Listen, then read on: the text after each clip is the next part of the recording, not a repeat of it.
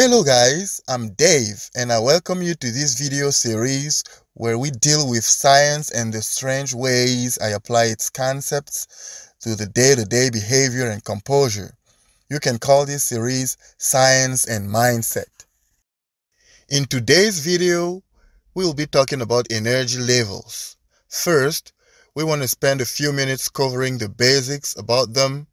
Then, I'll show you how almost everything we do follows that principle. So are you ready? No? Me neither. Let's get started. The picture you see on the screen shows a graphical representation of an atom's energy levels.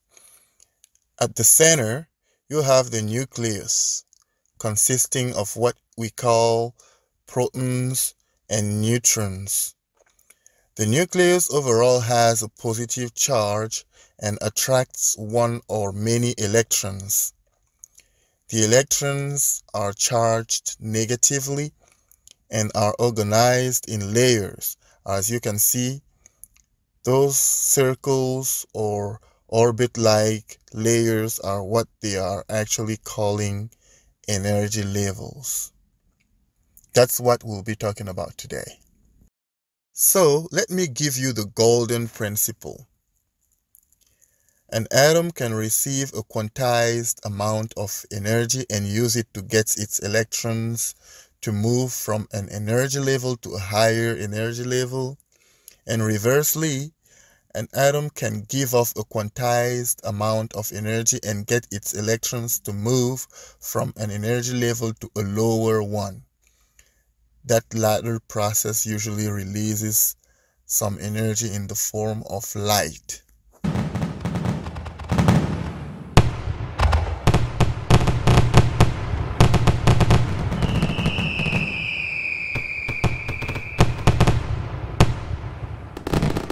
Fireworks. Everyone loves fireworks, but did you know that they are a basic application of what we were just discussing? Those little bursts of light are actually electrons moving from one energy level to another energy level. And just like we described it earlier, it produces some photons, some light. So before we move on to applying the whole concept, the whole principle to our day-to-day life, let me define a few words that will prove helpful as we go. You probably heard me say something about a quantized amount of energy. So really what happens is, for an electron to move from an energy level to the next, it requires a certain specific amount of energy. Whether it's absorbing that energy or releasing that energy, it's a specific amount. Anything less would keep the electron within that same level energy it's in the first place. So that's the whole concept of a quantized amount of energy. Also, the first energy level is usually referred to as level 0 or ground state, and any level above it is usually called an excited level. And now that we made it through the whole theory, let's get to the practical stuff. So I want you guys to think about the time when you tried to achieve something and you were not able to do so. You couldn't see it through. And I mean, this applies to your professional life, physical achievement, financial, and so on and so forth. Anything that requires a consistent commitment from you. Think about it. So there is what they call comfort zone. And your achievement was the excited state. Does it ring any bell? Yeah, it's the excited state because it's exciting. You want to get there, right? So this is how the principle is applied to almost everything you do. You can't really remain in your comfort zone and accomplish much. Both are mutually exclusive. Let's take the easiest example. When you work out, when you set up a physical goal and you decide to work out your way to achieving that goal. On a daily basis, you need to know this. On a daily basis, your body works out when you walk, when you go to work, when you eat, even when you digest your food in your stomach. Your body works that out without even you noticing. So, the body has already developed like a comfort zone even when it works out. You don't get out of your comfort zone when you walk in the street, when you eat, or when you digest your food. It's within the comfort zone. So when you go out to actually work out, you need to work enough so that your body can feel like this is not the comfort zone anymore. I'm getting out of my comfort zone. So if your workout consists of a few exercises that don't really challenge your body, a few exercises that you feel comfortable doing, even if it's repetitive, you don't know how many times your heart beats every day. It's repetitive. There is nothing more repetitive than that. How many times do you breathe? But it's just metabolic. It's part of your comfort zone. It's something your body does every day. So do not do not fool yourself thinking if you walk like 2,000 steps, it's going to produce very much. It's going to maintain you. It's going to keep you healthy, but it's not really going to achieve like a specific goal that you set and you decided to work out your way to that goal. No, it's not going to help you achieve that. So anything easy is not making it to the excited level. You need to get out of that comfort zone.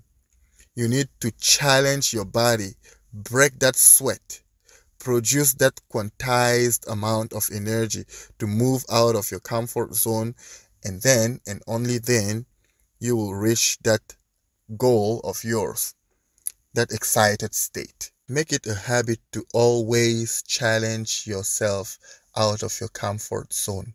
And like we said earlier, that doesn't only apply to any physical goal that you have, it applies to anything, even at work, at school, wherever, whatever you are trying to accomplish. Feel yourself getting out of your comfort zone, out of your ground state.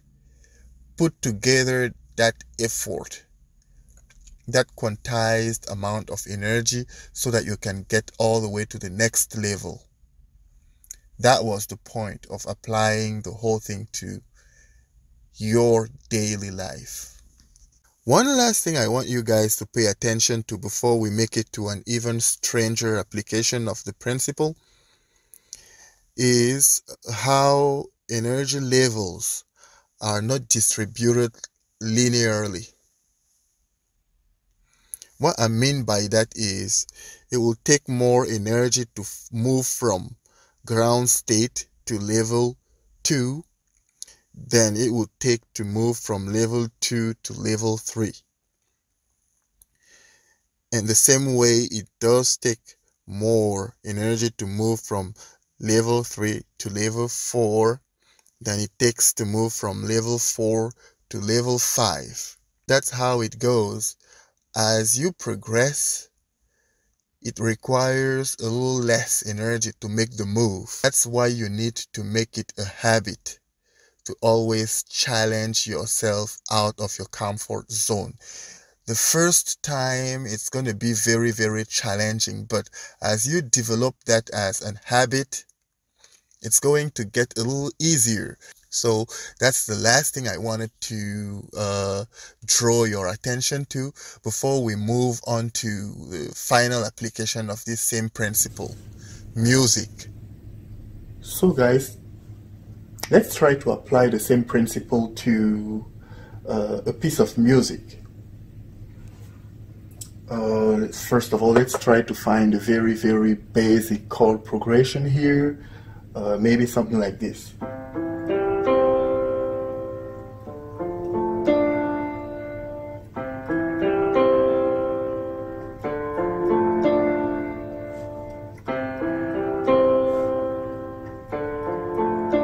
Yes, I'm playing C and D minor.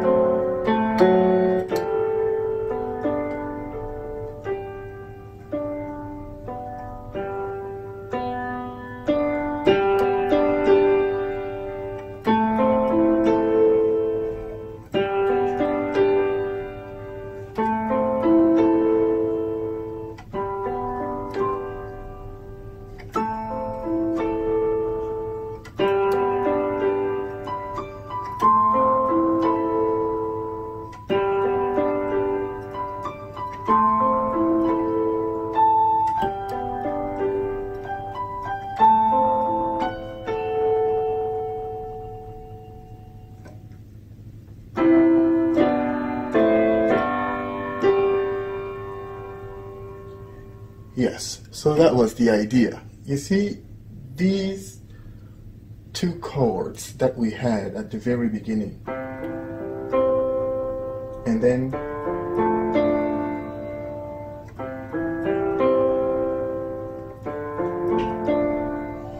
those were what you may call the comfort zone. Yes, the first key. This is the fundamental stage, the ground stage, the zero energy level. And then you could spend a whole song within that ground stage. But what's the point? You need a little bit of energy, right? You need to get a little more excited, you know, and that's when you need a little bit of energy. That's when the kicked in. That's your transition. That's when you gain a little bit of energy just to go to the higher level, the first excited level.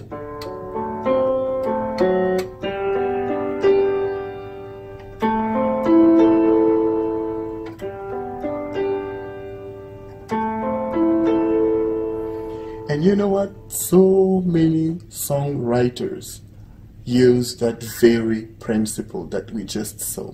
They call that modulation or transposition. It's the same concept. They will change the key, moving from one key to another one, including just a little transition in between there. So that's all about the same principle we were just discussing.